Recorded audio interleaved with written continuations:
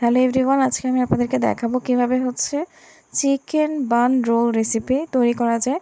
এটি তৈরি করাটা খুবই ইজি। তো ফার্স্টে আমি এখানে ময়দা নিয়েছি, চিনি অ্যাড করে দিব, ইস্ট অ্যাড করব, লবণ দিয়ে দিব, তারপর সবগুলো উপকরণ একসাথে মিক্সড করব আর সাথে গুঁড়ো দুধ অ্যাড করে দিব।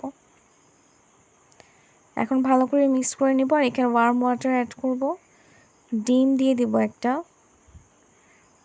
আর অয়েল অ্যাড করে দিব।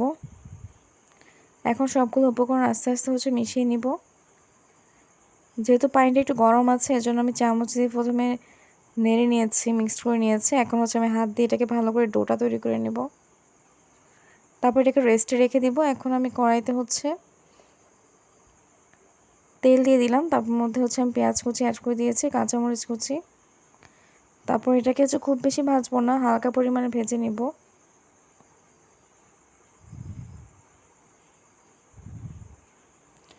এর মধ্যে আমি এখন আদা বাটা দিব, রসুন বাটা দিব, জিরা গুঁড়া, হলুদ গুঁড়া, লবণ, গোলমরিচের গুঁড়া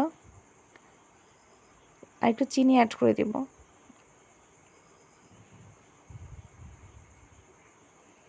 তারপর এটাকে হালকা করে ভেজে নেব। তারপর এখানে আমি যে চিকেনটা আমি সেদ্ধ করে রেখেছিলাম, সেই চিকেনটা ঝুরি করে দিয়ে দিব। তারপর এটাকে ভালো করে ভেজে নিব। মিডিয়াম আঁচে ভাজবেন, এটাকে খুব বেশি তাপে ভাজবেন না, যাতে এটার একটু সফটনেস থাকে।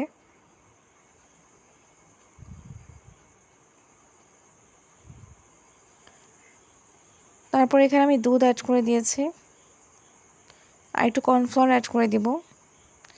তারপর আবার এটাকে নেড়ে নিব। কিছুক্ষণ নাড়ার পর যখন এটা হয়ে যাবে, তারপর এটাকে আমি নামিয়ে ফেলবো। চিকেনটা আমি তৈরি করা হয়ে গেছে। এখন যে আটাটা আমি রেস্টে রেখে দিয়েছিলাম ডো বানিয়ে, দেখুন এটা একটু ফুলে গিয়েছে।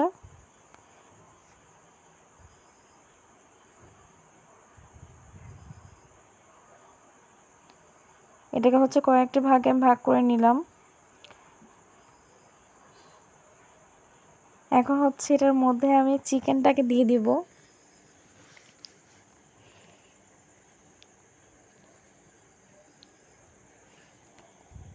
এটার মধ্যে এখন চিকেনটা দিয়ে দিব, দিয়ে খুব ভালোভাবে এটাকে রোল করে নেবেন।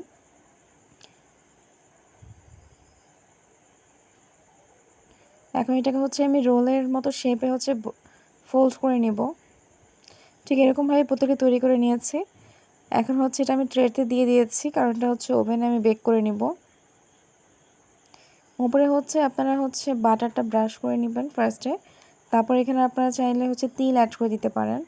আমি এখানে তিলটা অ্যাড করে দিয়েছি, যেন টেস্টটা আরও ভালোভাবে বেড়ে যায় এই জন্য। আর অবশ্যই বাটারটা ব্রাশ করে দিবেন, তাহলে দেখতে অনেক ভালো দেখায়। বেক করা হয়ে গিয়েছে, দেখেন দেখতে কত সুন্দর দেখাচ্ছে।